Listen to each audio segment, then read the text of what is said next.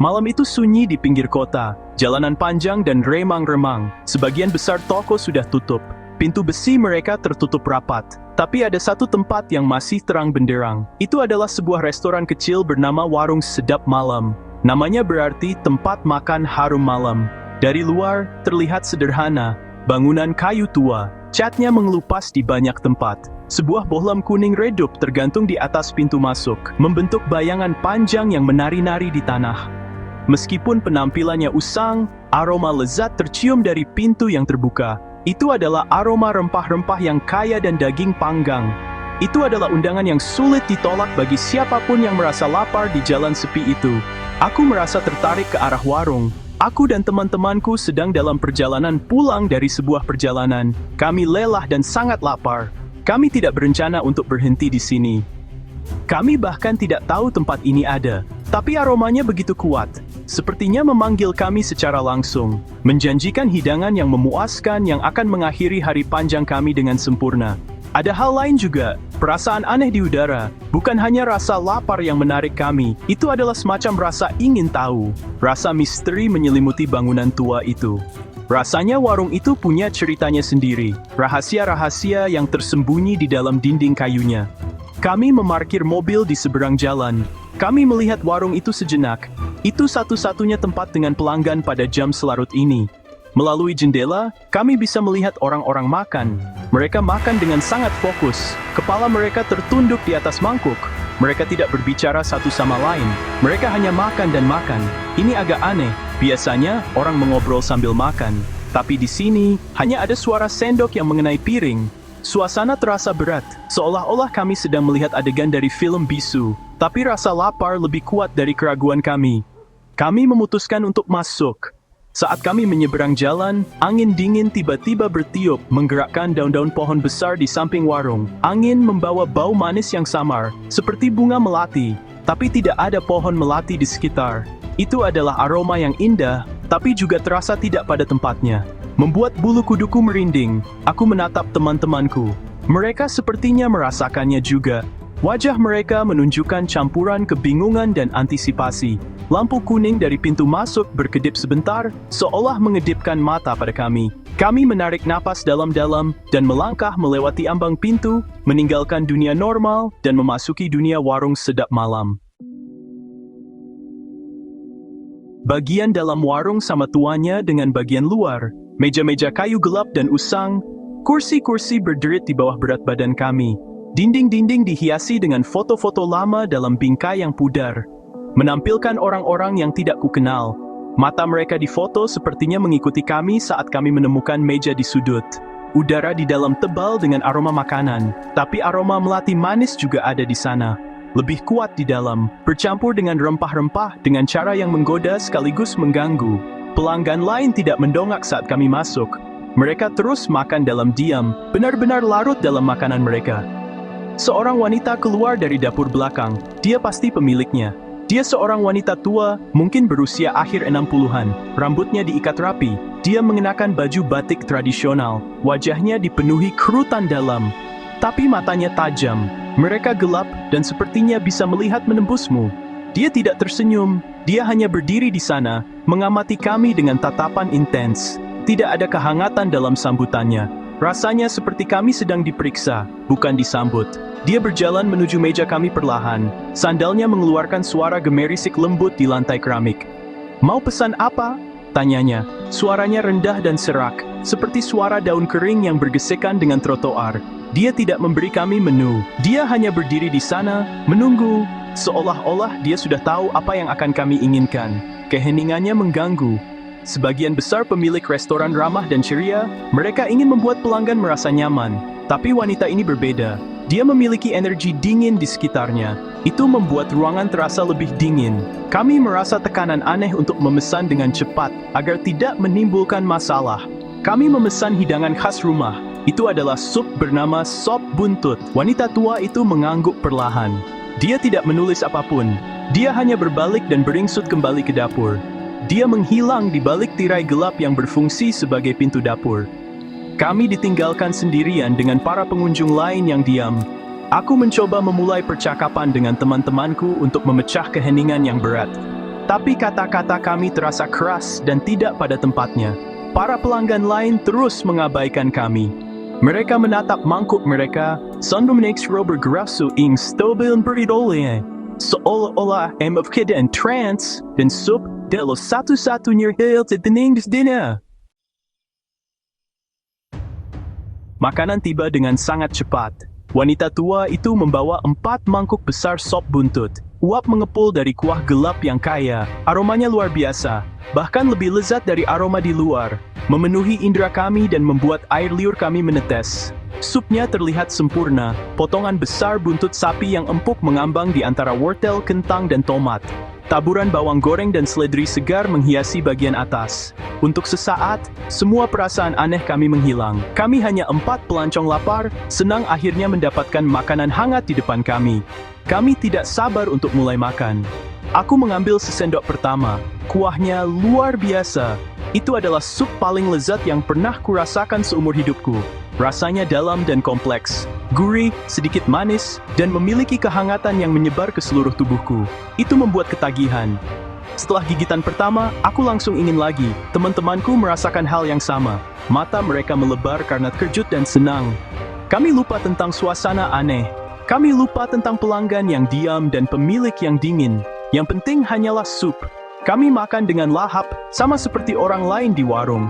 Keheningan tidak lagi canggung, dipenuhi dengan kenikmatan kami. Tapi kemudian, sesuatu yang aneh terjadi. Saat aku makan sendok ketiga, aku mendengar suara. Itu suara yang sangat samar, terdengar seperti seorang wanita menangis pelan. Aku berhenti makan dan mendongak. Aku melihat sekeliling ruangan, pelanggan lain masih makan. Teman-temanku sepertinya tidak menyadari apapun. Pemilik tua itu tidak terlihat. Aku pikir aku pasti membayangkannya.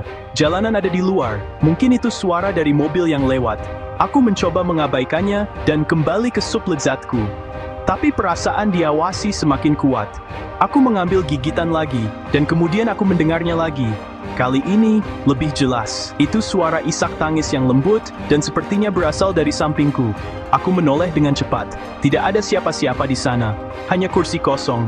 Jantungku mulai berdetak lebih cepat. Aku melihat ke bawah meja. Tidak ada apa-apa. Aku menatap teman-temanku. Kalian dengar itu? Bisikku. Mereka menatapku dengan kebingungan. Dengar apa? Tanya salah satu dari mereka, mulutnya penuh nasi. Mereka tidak mendengar apapun. Apakah aku gila? Rasa lezat paper berasa kurang menarik. Rasa dingin mencemul bang bonggol du. Ada sesuatu yang sangat sulit tempat ini. Rasa lezat sup tidak bisa lagi mengalihkan perhatianku dari rasa takut yang semakin besar. Warung yang awalnya hanya terlihat tua dan pedesaan, kini terasa mengancam.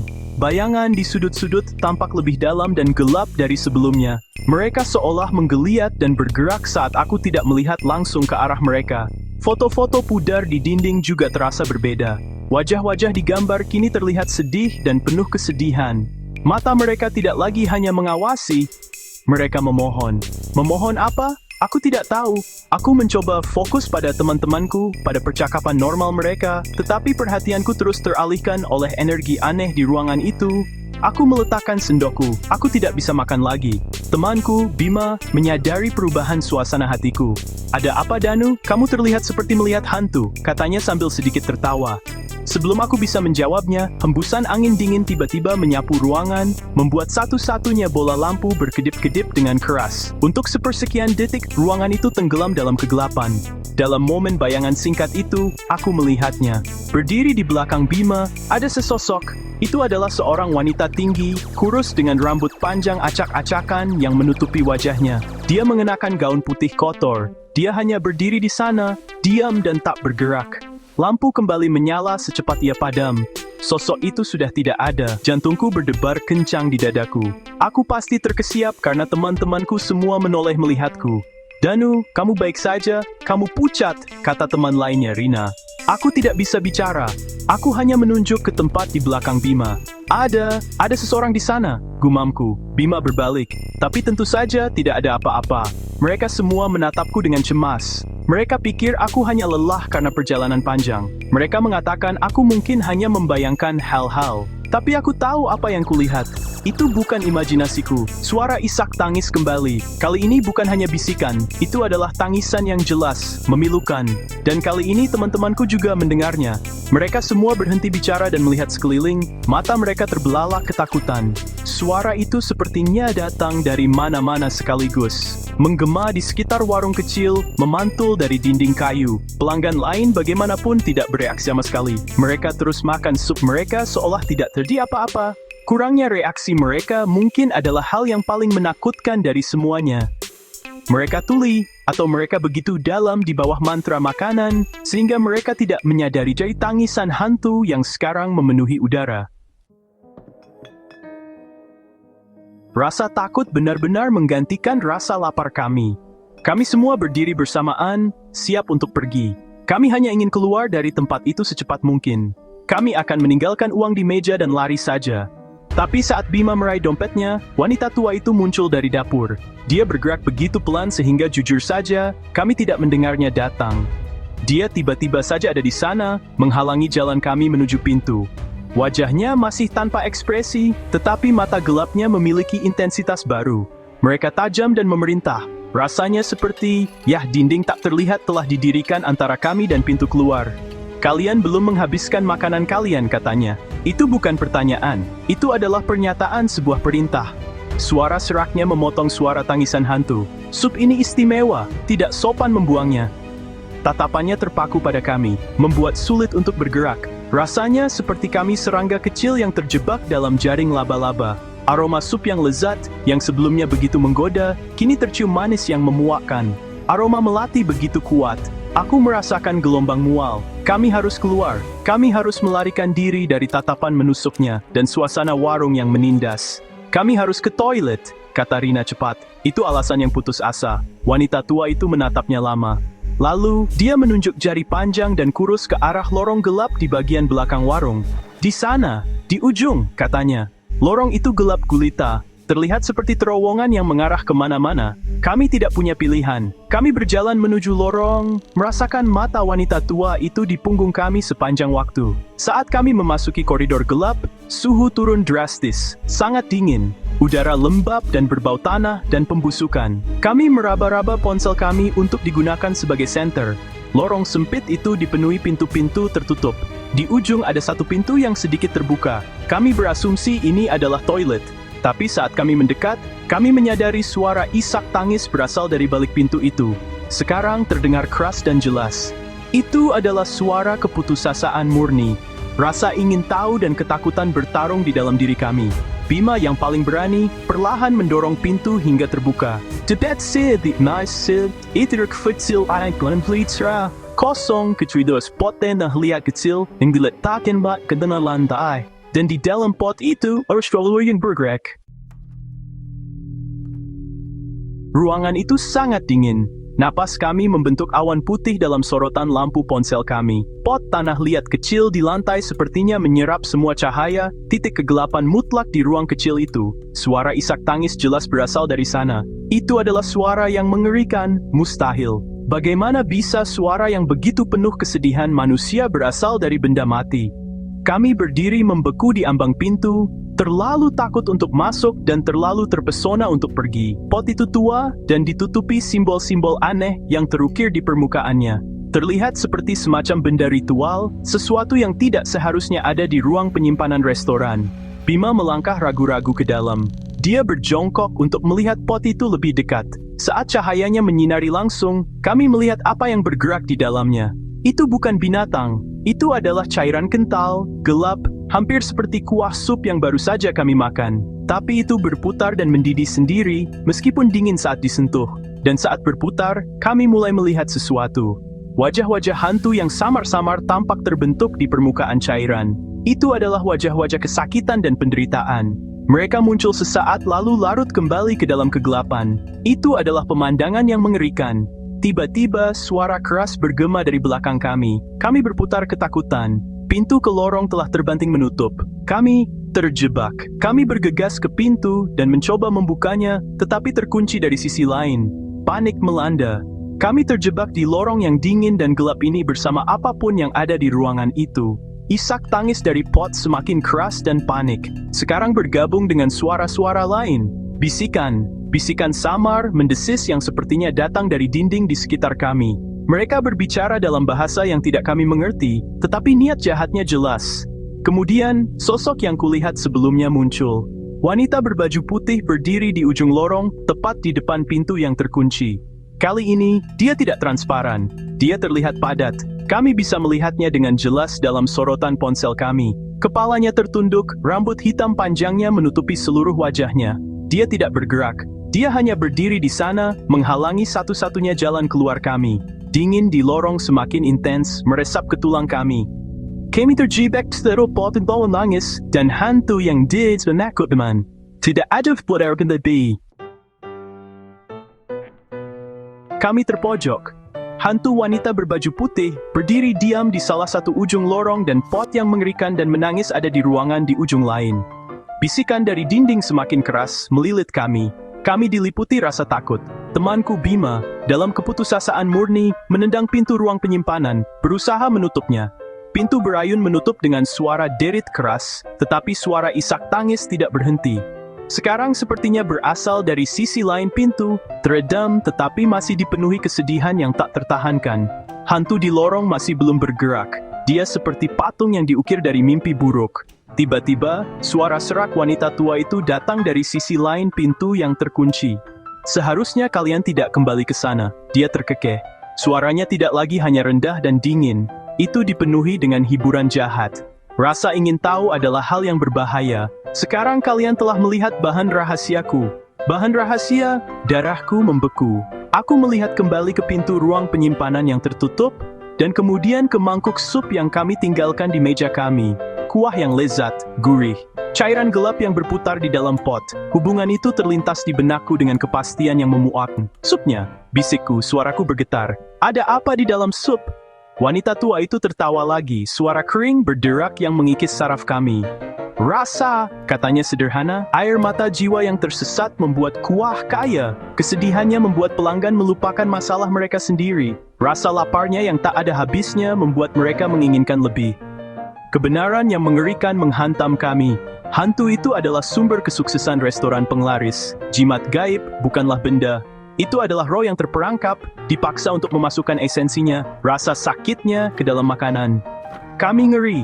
Kami tidak hanya makan sup. Kami telah mengonsumsi penderitaan abadi seseorang. Rasa lezat yang sangat kami nikmati sekarang membuatku ingin muntah. Setiap pelanggan di warung itu adalah bagian dari ritual mengerikan ini. Mereka makan kesengsaraan hantu, terjebak dalam siklus konsumsi yang adiktif. Wanita berbaju putih di ujung lorong perlahan mengangkat kepalanya. Melalui tirai rambutnya yang kusut, kami melihat wajahnya untuk pertama kalinya. Dia tidak memiliki mata. Has a so spirit soul and curved wall bow tinted. Pemandangan wajah hantu tanpa mata, menangis air mata hitam, menghancurkan keberanian kami yang tersisa. Rina berteriak, suara murni, menusuk ketakutan yang bergema di lorong sempit.